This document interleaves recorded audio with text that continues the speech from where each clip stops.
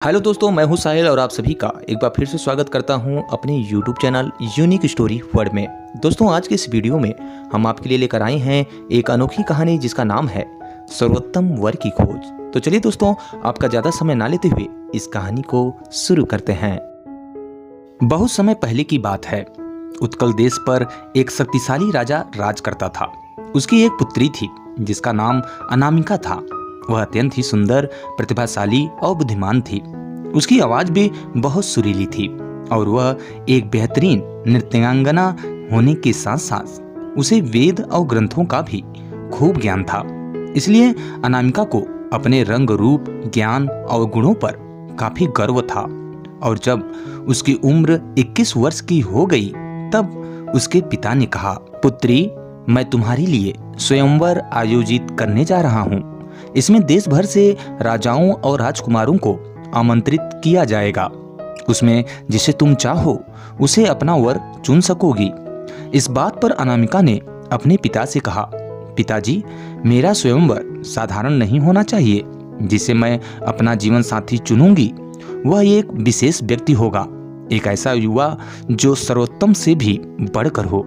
इस बात पर उसके पिता ने कहा, किंतु पुत्री, कौन कितना सर्वोत्तम है यह कैसे मालूम पड़ेगा? इस बात पर अनामिका बोली, पिताजी, इसके लिए हमें विभिन्न श्रेणियों में प्रतियोगिताएं आयोजित करनी होगी और जो राजकुमार सभी श्रेणियों की प्रतियोगिता को जीतेगा वही सर्वश्रेष्ठ और उपयुक्त माना जाएगा।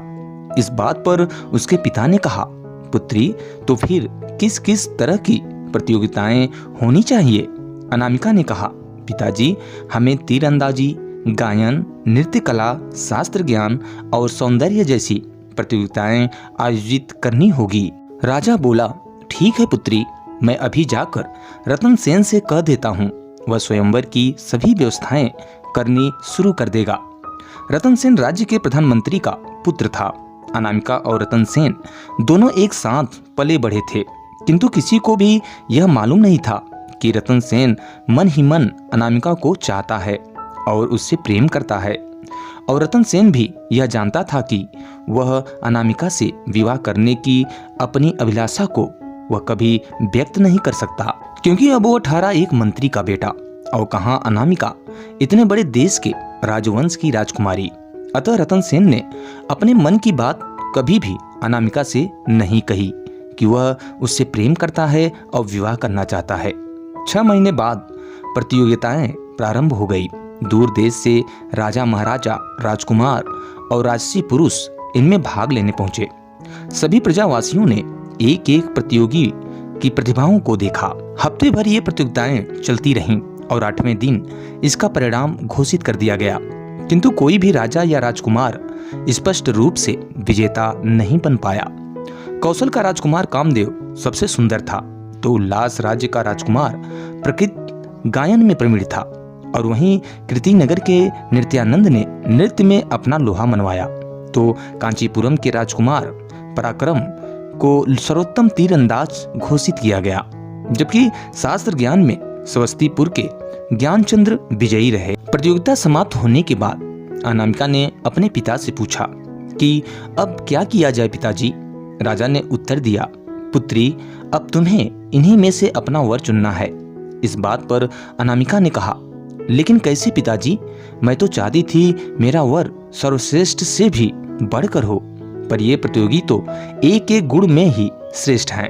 इस बात पर राजा ने सलाह देते हुए कहा, पुत्री, मैं तो ये कहता हूँ कि इन 5 युवकों को यहाँ कुछ दिन और अतिथि के रूप में रहने दो। शायद यह सामने आ जाए कि इनमें से सर्वश्रेष्ठ कौन है, और तब वे 5 राजकुमार महल में कुछ दिन और रहे और स्वयं को सबसे श्रेष्ठ सिद्ध करने के लिए वे हर संभव प्रयास करने लगे। अब अनामिका को सूर्य की पहली किरण के साथ राजकुमार प्रकृति की मधुर आवाज में रोमांचकारी गीत सुनने को मिलते। वह नीचे बगीचे में खड़ा होकर गा रहा होता और जैसे ही वह सीढ़ियों से उतरकर नीचे आती तो राजसी वेशभूषा में सजा धजा कामदेव राजकुमारी के समक्ष अपना प्रणय निवेदन रखने के लिए खड़ा रहता। इसके बाद ज्ञानचंद्र राजकुमारी के साथ वेदों और उपनिषदों पर विमर्श करना शुरू कर देता था। फिर पराक्रम भी कहाँ पीछे रहता।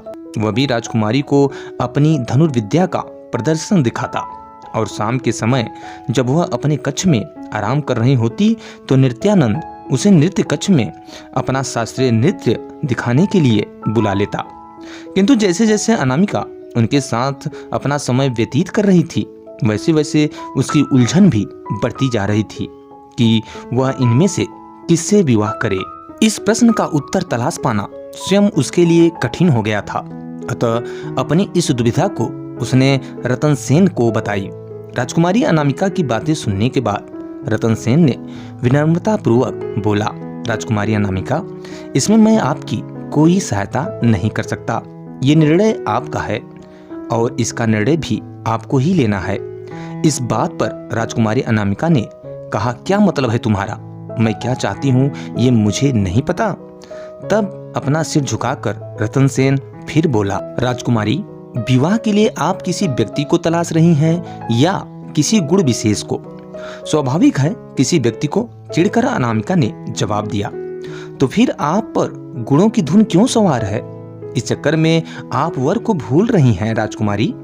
सुंदर युवा, उत्कृष्ट नर्तक, कुशल धनुर्धर, प्रतिभाशाली गायक और शास्त्र ज्ञाता होने से पहले वे कैसे व्यक्ति हैं, क्या आपने यह जानने का प्रयास किया?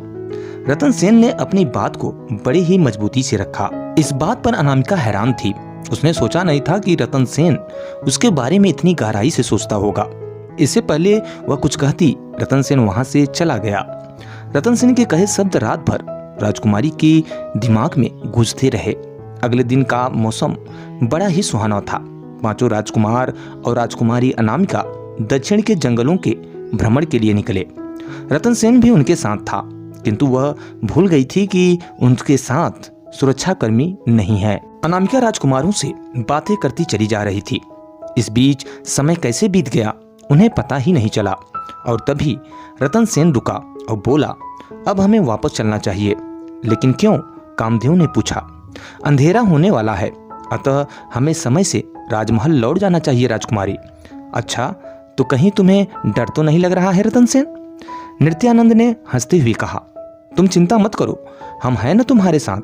पराक्रम बोला, हाँ हाँ, हम हैं न साथ में। ज्ञानचंद्र ने भी अपनी बात जोड़ी, किंतु उन्हें अनदेखा करते हुए रतन सेन फिर बोला, राजकुमारी, महल से निकले 3 घंटे से अधिक समय बीत चुका है। महाराज चिंता कर रहे होंगे। जंगल के इस इलाके में बाघ भी हैं और हमारे पास शस्त्र भी नहीं है। आओ वापस चलें।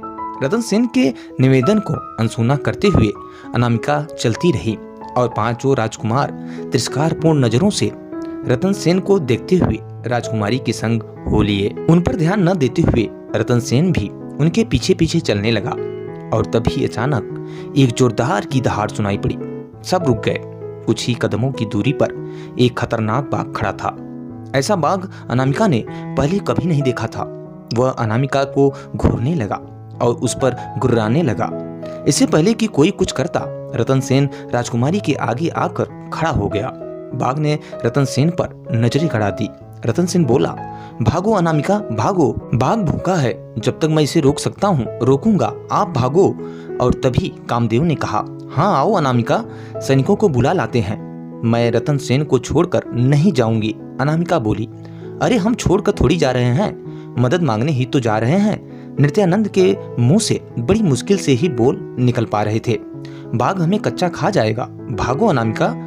पराक्रम भी चिल्लाया, किंतु रतन सेन को छोड़कर मैं नहीं जाऊंगी। राजकुमारी फिर बोली, लेकिन हम तो जान बचाएं। ज्ञानचंद्र बोला और सभी वहां से भाग लिए।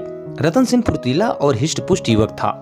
जैसे ही बाघ रतन सेन की ओर बढ़ा, रतन सेन बाघ की पीठ पर झपट पड़ा और अपनी मजबूत भुजाओं का फंदा बनाकर उसने बाघ की गर्दन को जकड़ लिया। बाघ ने उसे फेंकने के बहुत प्रयास किया, लेकिन रतन सेन डटा रहा। और तभी बाघ की एक जोरदार चीख निकली और वह वहीं पर शांत पड़ गया। अनामिका ने जब पलटकर देखा तो वहां सुरक्षाकर्मी पहुंच चुके थे। उनके चलाए तीरों से बाघ धराशायी हो गया था। रतन सेन उठकर खड़ा हुआ। बाघ ने उसे कई जगह चोटें पहुंचाई, लेकिन वे गंभीर नहीं थी। अनामिका दौड़कर रतन सेन के पास पहुंची और उसका हाल पूछा। सुरक्षाकर्मी बोला, महाराज आप लोगों के लिए चिंतित हो रहे थे और उन्होंने हमें आपको तलाशने के लिए भेज दिया था और रास्ते में वे 5 राजकुमार हमें मिले और उन्होंने हमें बताया कि आपकी जान खतरे में है और फिर सुरक्षा कर्मियों ने उन्हें लेकर राजमहल गए। अगले दिन अनामिका रतन सेन से मिलने पहुंची। तुम कैसे हो रतन सेन? मैं तुम्हें अपना निर्णय बताने आई हूँ। अच्छा, तो किसे चुना आपने? गायक, नर्तक, धनुर्धर, शास्त्र ज्ञाता या फिर वो सुंदर युवक? रतन सेन ने उत्सुकता से पूछा। नहीं, इनमें से कोई मेरा पति बनने के योग्य नहीं है। मैंने ऐसे व्यक्ति को चुना है जो अपने से अधिक मेरे जीवन को महत्व देता है। रतन सेन ने सिर उठाकर अनामिका के चेहरे की ओर घूर कर देखा। क्या आप सच कर रही हैं राजकुमारी अनामिका? हाँ, मैंने तुम्हें अपने पति के रूप में चुना है। अब मैं तुम्हारे दिल की बात जानना चाहती हूँ। क्या तुम मुझे अपनी जीवन संगनी स्वीकार करोगे? रतन सेन ने कहता है, राजकुमारी, मैंने हमेशा आपको दिल से चाहा है। मुझे अपने योग्य समझकर आपने मुझे दुनिया का सबसे भाग्यशाली इंसान बना दिया है। और फिर 1 माह के बाद राजकुमारी अनामिका और रतन सेन का विवाह होता है। इस भव्य आयोजन में सौंदर्य की प्रतिमा अनामिका और प्रसन्नचित्त रतन सेन को देखकर उत्कलवासियों ने वर वधू के जोड़े की खूब प्रशंसा की। तो दोस्तों, इस वीडियो में बस इतना ही। उम्मीद करते हैं ये कहानी आपको पसंद आई होगी। अगर दोस्तों कहानी पसंद आई हो तो इसे लाइक करें और चैनल पे पहली बार विजिट कर रहे हैं तो सब्सक्राइब कर लें और बेल आइकन को जरूर प्रेस कर लें ताकि हमारे द्वारा अपलोड किए हुए लेटेस्ट वीडियो का नोटिफिकेशन आपको सबसे पहले मिल सके। तो चलिए दोस्तों, मिलते हैं नेक्स्ट वीडियो में कुछ ऐसे ही इंटरेस्टिंग और अनोखी कहानियों के साथ। तब तक के लिए दीजिए इजाजत। Bye bye, take care and जय हिंद।